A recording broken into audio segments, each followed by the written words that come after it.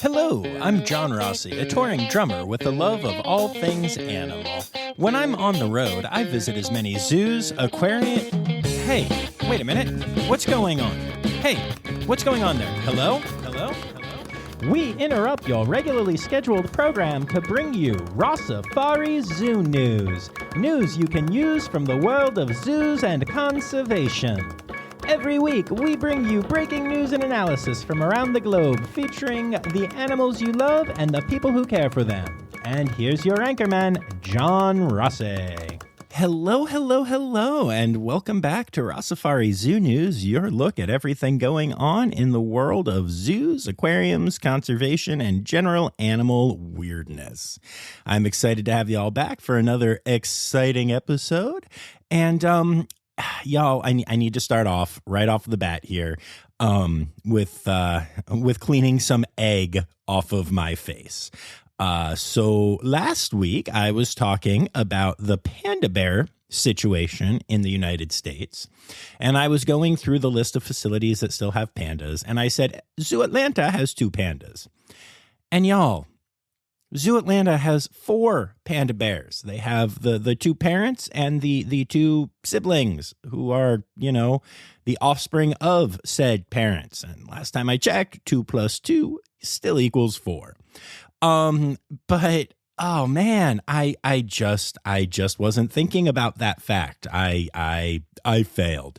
It's extra amusing to me because way back in season 1, I did an interview with my good friend Danica, who used to be a panda keeper at Zoo Atlanta, and we talked about the panda bears there, and we talked about all 4 of them and their individual personalities and what the cubs were like growing up and all that stuff.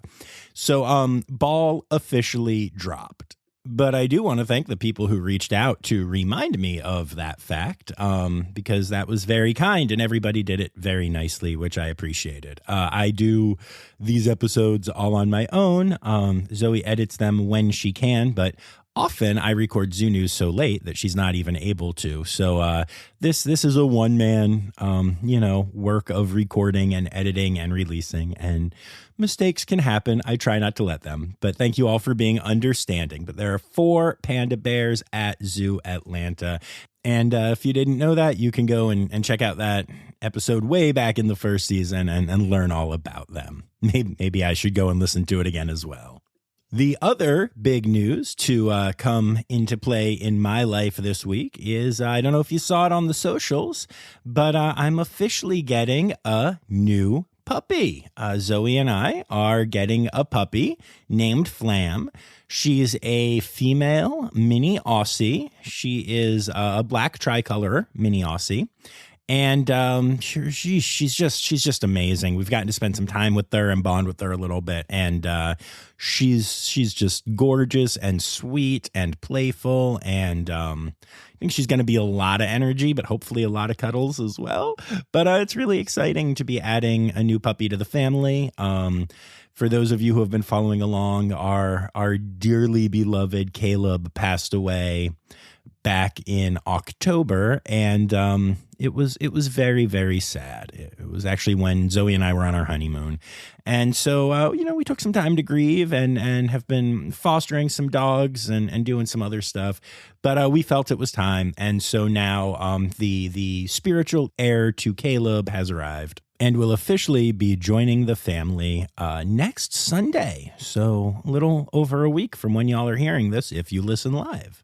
So yeah, 4 panda bears, 1 new puppy, and also a couple of reminders. Make sure that you hit subscribe so you don't miss any episodes of the main Rossifari podcast, which drops on Tuesdays, or Zoo News, which drops every Friday, as well as some of our bonus episodes in the upcoming Rossifari Conservation Tales series that I'm going to be dropping soon. Also, make sure that you are following along on Instagram, Facebook, and Twitter at Rossifari, and at Rossifari Pod on TikTok. Also, remember that you can tag me in any of those places or email me Zoo Newsworthy stories, rossifaripod@gmail.com. And whether I use the stories or not in the weekly Zoo News episodes, I will say your name at the end of the episode. So, yay that. And, I've started putting in little post-credits moments on some of my episodes, and this week is no exception. There's a story that probably isn't really zoo newsworthy, but that I wanted to drop in here. So if you stick around to the end of the credits, you're going to get a laugh. I'll leave it at that. All right, let's get to it.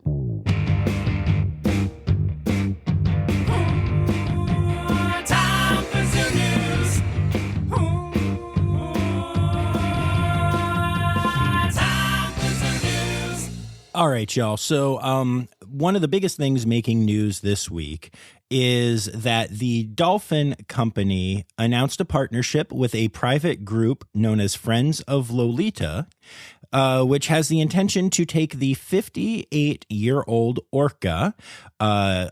She's kind of known as Lolita, and that's like her show name, but she actually has a real name, which is Tokite, which she's often called Toki by those that love her, from her home, which is the Miami Aquarium, and move her to a sea pen in the Puget Sound and hopefully eventually re-release her, according to them? ? I'm not going to go into a ton of detail here. I am working on talking to many of Toki's former keepers. I've even spoken to some current keepers off the record and to other experts in the field. And I'm trying to put together something for y'all, a bonus episode. No promises, but I'm working really hard to try to do a deep dive on this and maybe even bring a voice or two other than mine to it. But this is bad. The last time we tried something like this, the whale died and had all kinds of behavioral issues beforehand. The transportation alone could kill Lolita here. So it's just not good. There's also the fact that they're talking about moving a couple dolphins with her that in the press release they referred to as her pets, which is the grossest thing I've ever heard and causes all kinds of problems. Now, I've talked about Toki on the podcast before, and I mentioned there's all kinds of weird beliefs about her in the anti-captivity community or whatever, including that there's this kind of rumor that her mom's alive and she'll get to just go live with her mom. And there's literally no even kind of close to scientific fact in that. It's just a thing. It's a rumor, it got said. But anyway, this is turning into the long rant that I didn't want it to because I'm really, really, really pissed off about this. But if you see anything about that and you think, hey, maybe you're one of those people who isn't anti-captivity but questions orcas in captivity or has an issue with it or whatever, I'm going to try and bring you more on that. But there is a lot of stuff out there right now that that'll show you just how bad this is. So yeah, more to come on this, but this is bad. But to go to a much, much, much, much, much lighter subject, this last week was April Fool's Day, and you may have heard a little bit of an April Fool's drop from Rossifari with Miles and I. We had a lot of fun making that one, y'all. I hope we didn't freak anybody out too much. I definitely heard from some of you who believed my incredible professional acting at the beginning of that and really thought the podcast was not going to keep happening. I apologize, but also lol. But a lot of zoos had fun with April Fools this year. I saw some really great posts, and I wanted to highlight a few of them just because they were fun. The Naples Zoo posted a thing where they, quote, showed people drawing the stripes on zebras and said that they don't have a clouded leopard or any zebras. They're just house cats and horses that they paint, which was really adorable. Roger Williams Park Zoo announced the birth of a triceratops, and they actually showed the triceratops in the vet hospital in an actual incubator. It was obviously a toy triceratops, but just, again, really funny, really well done. Our friends at the Trevor Zoo at Millbrook School announced that they are expecting dragons. And they showed a dragon egg. It was really awesome. And one of the things that cracked me up about this too was that they referred to baby dragons as draglets. And I happen to know that the person who posted this does listen regularly, and I called him out on it, and he got a kick out of that. So it's nice to see Rossifari spreading into the zoo community a little bit, even if it is only discussing draglets. The Smithsonian's National Zoo announced that at their Conservation Biology Institute, they made a breakthrough in the recreation of a glyptodon, which is a prehistoric giant armadillo that went extinct nearly 11,000 years ago. Hilarious. Oh my goodness. Adventure Aquarium in New Jersey did this thing where they said that they're worried about keeping their keepers enriched, their biologists, excuse me, they used the term biologists there. And so they had their biologists doing behaviors that are normal, like animal enrichment things. And my favorite one was that one of them was painting, and they did it just like they do painting for animals. So one of the biologists there got paint smeared on her nose and then rubbed it on a canvas. And I love absolutely everything about that. The St. Louis Zoo announced that they now have giant pandas, but it was just a really, really, really big red panda. There are just so many of these. The San Francisco Zoo announced that it was Blue Panda Awareness Day and posted a picture of a red panda, only painted blue. And our friends at Aquarium of Niagara announced Miles for Mussels, a 5K benefiting the conservation of zebra mussels. And it was really, really hilarious. They basically on their third page of their announcement, they had some quotes about it. And they said, "Why would we ever do this, President and CEO? This is literally the worst idea, Director of Animal Care. They are horribly invasive. This is the exact opposite of appropriate messaging, Director of Education. And why do I let you do these things? My boss. Happy April Fools." These are just some examples, but I really, really, really loved all of the April Fool's fun that zoos took part in this year, in part because, it wasn't the kind of stuff that was hurtful. It was just silly and led to a good laugh. And while we're on the subject of things that are good for a laugh, if you go to basically any of these facilities, Instagrams or Facebooks right now, you're going to find that a lot of the zoo community is playing with the new Barbie posters that came out. So if you don't know, there's a Barbie movie coming out, and they have released these posters that have the Barbie logo and little sayings about each Barbie above their heads, and then just a picture of them. And so people at aquariums and zoos and such have been replacing those with pictures of the animals there and their own little captions about them up top. And it's adorable and well worth checking out. Also, am I the only one who thinks that this Barbie movie is actually going to be hilarious and awesome and clearly meant for adults to enjoy? This is very weird to me, but I'm actually excited about a Barbie movie. So cool. All right, and now it's time to look at some hellos and goodbyes. Our friends at the Beardsley Zoo in Bridgeport, Connecticut have announced the birth of 4 North American river otter pups, ottlets, that represent the first time that baby otters have been born at the zoo in more than a decade. So that's really exciting. And 4 animals is lots of new pups. I'm very excited about that. It is a first-time mother, but so far she's doing a great job and is raising the pups, or ottlets, without any help from the staff at the zoo. So very excited about that, and congrats to the Beardsley Zoo. Congrats also to Wild Place. The Wild Place project is located in the United Kingdom, and they announced that they have had the birth of 3 wolverines at Wild Place Project.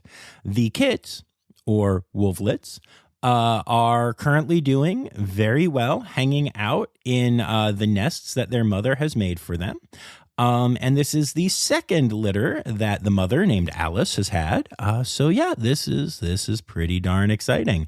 So far, they're doing super, super well, and hopefully that will continue. Congrats to everyone at the Wild Place Project.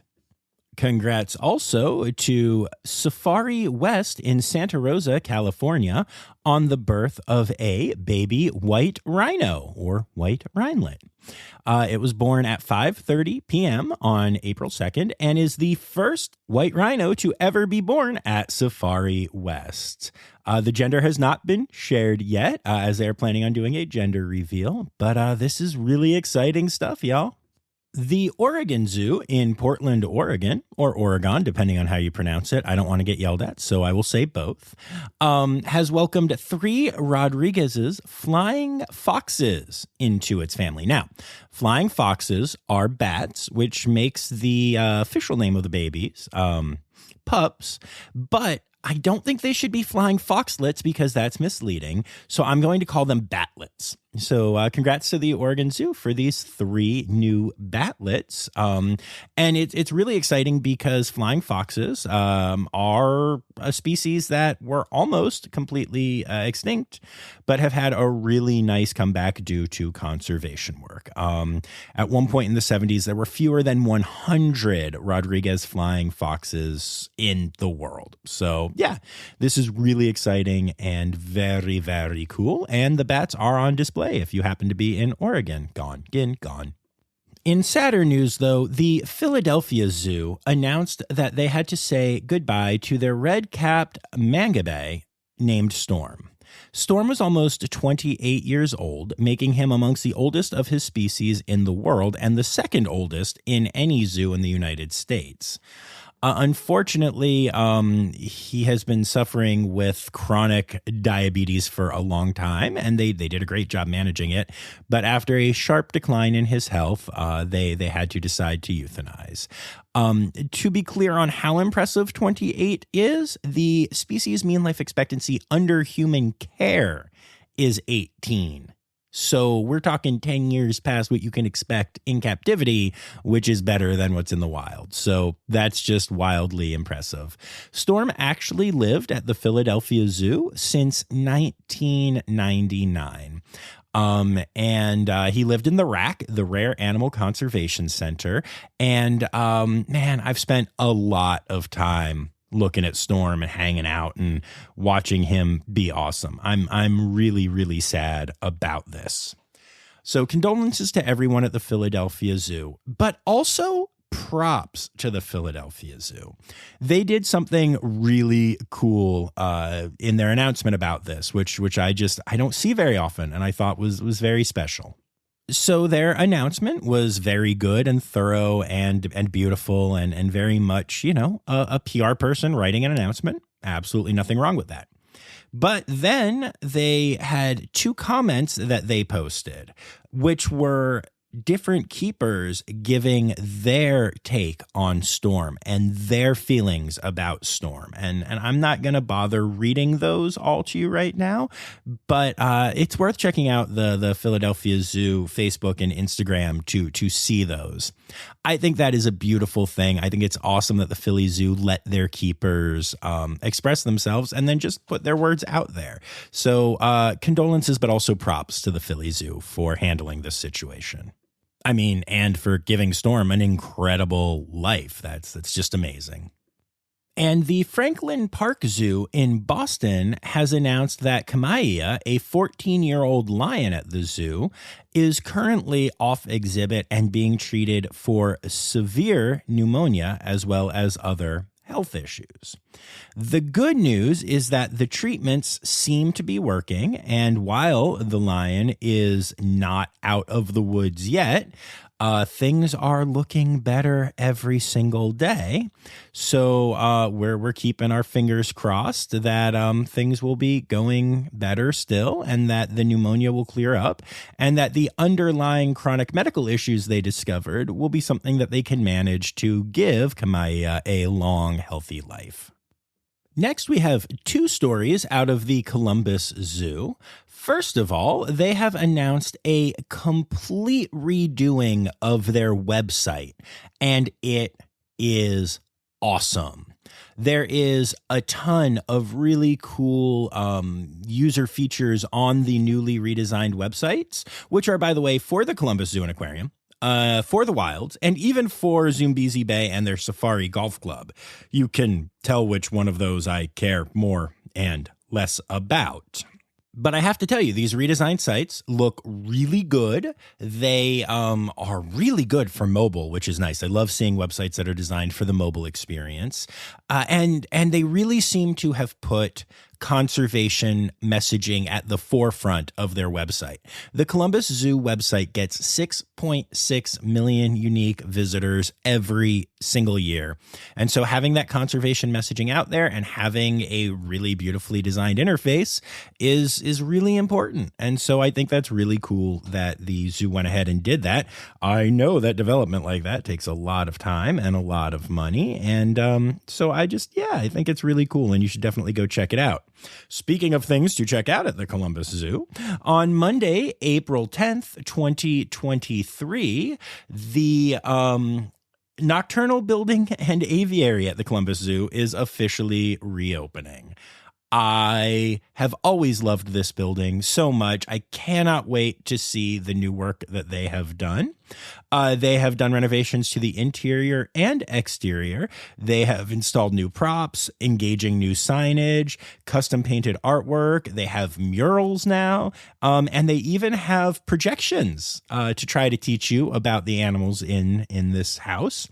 Now, this is a place where Glenn the Wombat lives, as well as some binturongs and tree kangaroos. So you know I'm absolutely in love with this space. And there's also a brand new weedy sea dragon habitat, and that's really, really exciting. And these are also, weedy sea dragons. We've talked twice in the last couple weeks about how places are finally having success breeding them. So will Columbus be next in this new habitat? We'll find out. But yeah, good time to go to Columbus, either virtually or in person. Congratulations are in order to Beth, an aquarist at Aquarium of Niagara, who recently passed her Level 2 life support exam through the Aquatic Animal Life Support Operators organization at the 2023 conference of that organization. That has too long of a name for me to say again, although I just said all of this, which was longer, and also apparently they go by AALSO. So, cool. But yeah, this is the kind of thing that just shows that there are aquarists out there who are going above and beyond in order to, really take care of the welfare of their animals. It's a beautiful thing to see. It's just something that deserves to be praised, And so here I am praising it. Great job, Beth. Oh, and by the way, y'all, you're going to be hearing from Aquarium of Niagara real soon. Get excited. Here's a kind of cool one. So the Naples Zoo hosted several staff members from other zoological facilities across Florida to learn how to build new and exciting enrichment with hose to habitat. So a lot of the enrichment items that you see in zoos are actually made out of retired fire hose. And it is like a real skill to be able to braid that stuff and work with it. It is not the easiest material to play with. So, the staff from Naples Zoo were joined by staff of Zoo Miami, Zoo Tampa, SeaWorld Orlando, Safari West, Palm Beach Zoo, the Lemur Conservation Foundation, the Florida Wildlife Hospital, and Clearwater Marine Aquarium. And they all worked together on how to repurpose and create enrichment items with donated fire hoses. It's just really cool, and I love seeing the Naples Zoo hosting this and so many facilities taking advantage of it. Think of all the animal enrichment that is going to come from that one day. The Maryland Zoo recently announced that they have activated their Wildlife Response Fund. This is a fund that empowers the zoo to provide fast-acting support when disasters, accidents, weather, and other emergencies threaten wildlife.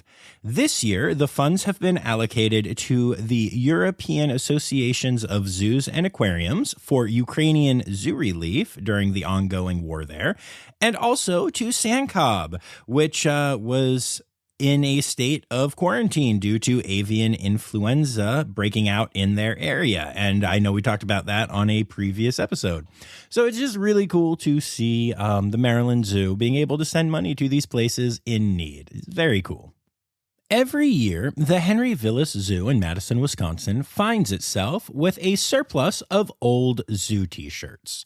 Maybe they ordered more, various run at the zoo type shirts than they could sell, or they're moving on from certain things in their gift shop, and they have these shirts that they can't get rid of. Well, for the last 3 years now, the zoo has been upcycling old zoo t-shirts, turning them into adorable stuffed animals. And this year, they will be selling rhino stuffed animals for $35 at their upcoming Party for the Planet, which is happening at the zoo on Earth Day, which is April 22nd. They have pictures of these rhinos that are made from shirts, and y'all, they are really ridiculously, painfully cute. So I highly recommend checking out their social media. And if you are able to get to the zoo on Earth Day, grab yourself a stuffed rhino and maybe grab me one and send it to me. Maybe they're really cute, y'all. Conservation, news time. Oh, yeah. All right, so we're going to start off our conservation news section with not quite news stories, but a couple of hints/reminders. So it is starting to be the season where turtles in a lot of my listening area are going to be coming out of their hibernation and starting to move around and move to mate and all those good things. So here is a friendly reminder that if you see a turtle on the road, please do something about it. And the key is to move that turtle in the direction it is heading in. Even if that means crossing lots of traffic and having to figure it out, don't just turn a turtle around. It's going to turn back around and head back the way it was going and try to cross that road again. Also, don't take it far away from where you find it, because it will start to make its way back to that area again. And again, there are lots of roads. And finally, do not take them in as pets. That is a bad idea. So take the turtle, move it across the road in the direction it was heading, and tell it you love it very much. And so does John from Rossifari. And you'll be doing a solid to that turtle. And if you actually say that to me as well. And while we're on the subject of things happening right now, Easter is coming up for those who celebrate. And just a friendly reminder that that plastic Easter grass that goes into a lot of Easter baskets is really not good for the environment. It's plastic. It's non-biodegradable. It gets into birds' nests because they think that it is not plastic. It gets into waterways and oceans. It gets into fish and turtles, and it's just bad. If you're really set on having some cute Easter baskets, no judgment, they make paper Easter grass now, and it's biodegradable, and it's just better overall for the environment. So if you're going to do Easter grass, please do the paper one. And also don't forget to check out our friends at Cheyenne Mountain Zoo, who have been posting their palm oil approved candies, and that you can go and get the palm oil app that they offer to make sure that the Easter candies that you buy are not gonna wipe out orangutans in the process. We've talked a lot on the podcast about that Florida has a real problem with pythons, which are an invasive species that are just thriving in the Everglades and wreaking all kinds of havoc in the process. And we've talked about some ways they're being taken care of. But one interesting thing is that geoscientists are saying that alligators and pythons are absolutely at war with each other at this point. Makes sense as they're going after a lot of the same prey. But recently, a Florida woman recorded an alligator body slamming and then devouring a python in the Everglades. And this is just the latest viral video of one of these species dominating another. It goes back and forth, but like this is like a real war that is happening in Florida right now, which really illustrates how problematic invasive species are. It's easy to look at a red-eared slider and be like, oh, so pretty, so cute, not causing any issues, even though they do. They're an invasive species. But yeah, when you see alligators and pythons going to war like this is some kind of crazy cocaine bear fueled sequel or something, then yeah, you can really see how bad an invasive species can be. Scientists working off the coast of Japan have managed to capture images of the deepest swimming fish ever caught on camera. It's known as a snailfish, and it does not look like a snail. It actually kind of looks like an axolotl, maybe one dressed up with some extra ruffs, like if it was going to a party in the 1860s. That's my scientific way of describing it, which is why I'm a conservation educator and not out in the field doing this stuff. But yeah, it's an unknown snailfish species. There are other snailfish out there that was found more than 27,000 feet down. That is absolutely astonishing. The team who got these pictures has been attempting to study deep snailfish for over 15 years. So very exciting for them. Very cute, cool, weird looking fish. And, everyone always says the next frontier is space, but, I don't know, y'all. I think there's a lot more going on in the ocean that we don't fully know or understand. And it's probably a little bit easier to figure out getting down there. But on the other hand, maybe we should just leave all this stuff alone since we kind of do tend to ruin whatever we do touch. And then last but not least in conservation news this week, there's interesting evidence now that we're screwing up the planet in yet another way. It seems like birds are starting to catch rides on ships. And it's not just putting individual birds in weird places. This may be the reason that we've heard of some birds that seem to be very, very far off course, showing up in weird random places all around the world that I've talked about on here. But also, it may actually be changing the way that birds at large migrate. They might be taking shipping lanes in the ocean and such into consideration and figuring out where they can go to catch a ride and then figuring it out from there. This, I guess, could end up being a good, bad, or neutral thing. We don't really know yet, but it's definitely interesting to think about birds en masse adapting to human shipping lanes and then, putting them to work for the birds. Again, whether that's a good thing or not, I have my own thoughts, but we don't really know yet. But it can definitely lead to some invasive species and some changing of habitats and all that good stuff. So interesting to see the myriad ways that humans are affecting the planet without even thinking about it sometimes.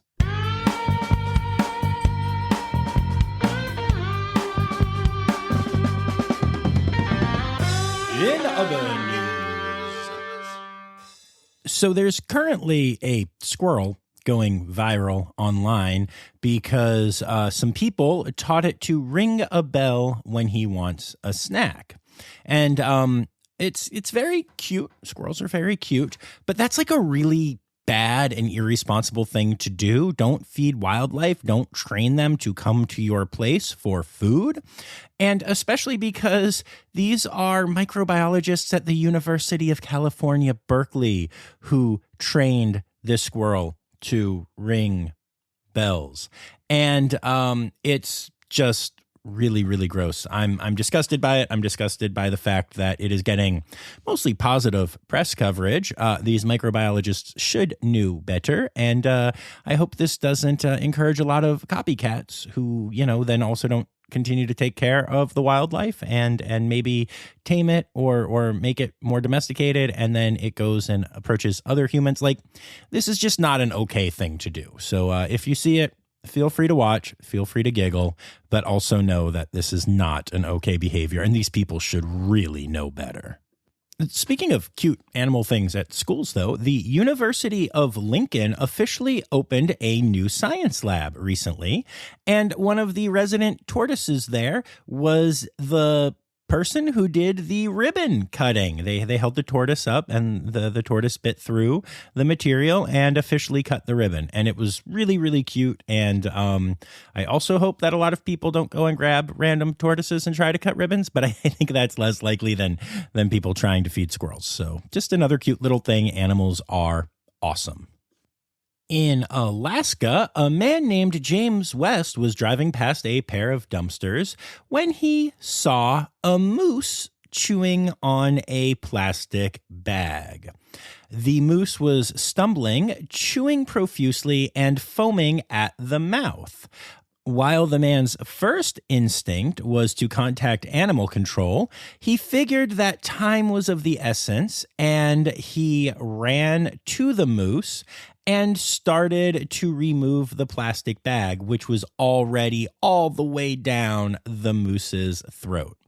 West was able to remove the plastic bag without causing harm to himself or to the moose.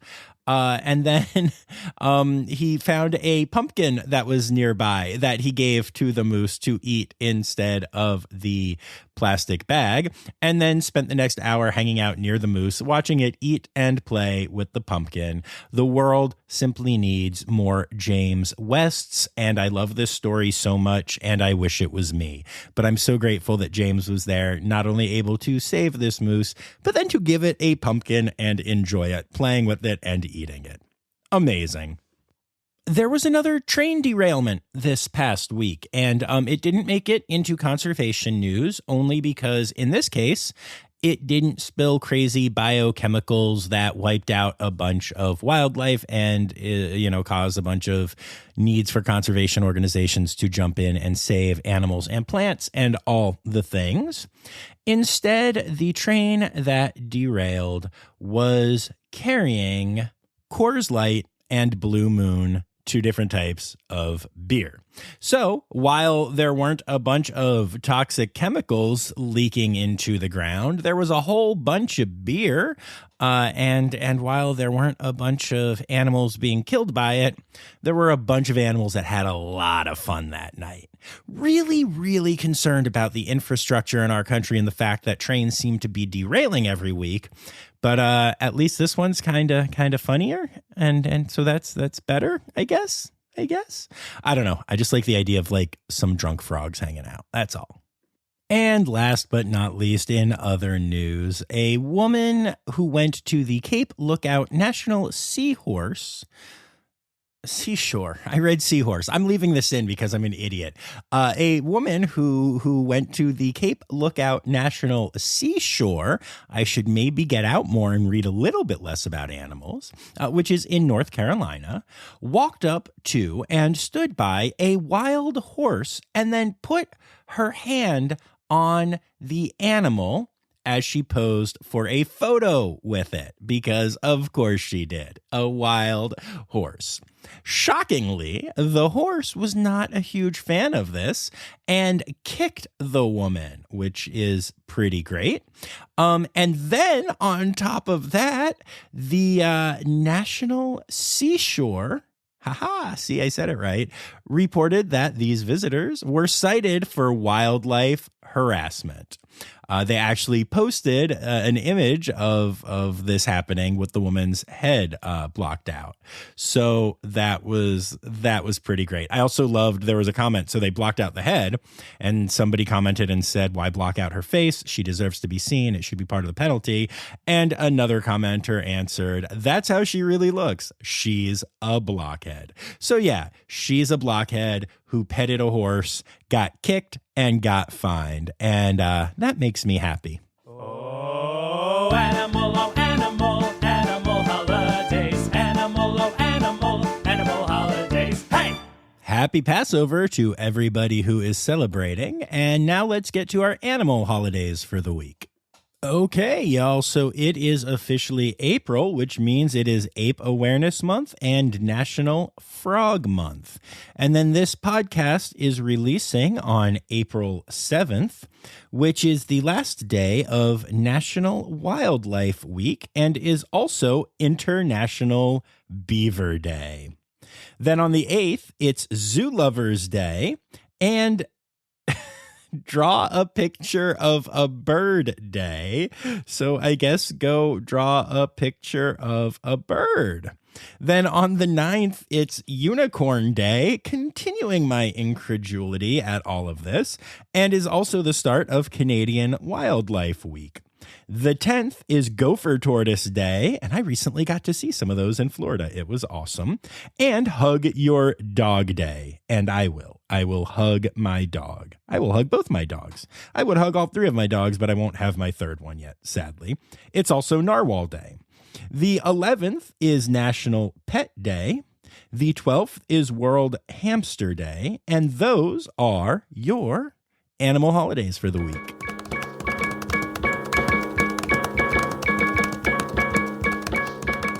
All right, folks, there you have it. Another lovely episode of Rossifari Zoo News. Don't forget that you can become a patron of the podcast for as little as $3 a month by going to patreon.com/Rossifari. And I'd like to say thanks to all of my patrons, especially my Red Panda level patrons, Lara Schenk and Kristen Dickey. I'd also like to say thank you to everyone who contributed to this week's episode. Anya Keene, Colleen Lenahan, Kim Cooley, Carrie Kirkpatrick, Kevin Williams, Dr. Zoe Rossi, Michael Sebastian, Liz Dunlevy, Peter Oilo, Dylan Hoy, Heather Baker, Emily Rockbuck, and Nora Beardsley. Thank you all for contributing. I appreciate y'all so much, and I appreciate all of you for listening. Don't forget, we have a fun, silly, slightly irreverent bonus story coming up for you after the credits. But before we get to that, I should tell you that the words Newsy Credits backwards are Steiderk Yiswen. The Rossifari podcast is produced, hosted, and engineered by John Rossi. Editing and fact-checking by John and Dr. Zoe Rossi. Our theme song is Sevens by Nathan Burke, performed by Nathan and John. Interrupting John theme and additional voices by Taylor Isaac Gray. You can reach John directly on Instagram and Facebook at Rossifari or by email at rossifaripod@gmail.com. Rossifari is part of the Daydreamer Media Network. Now, stop listening to me and go visit a zoo.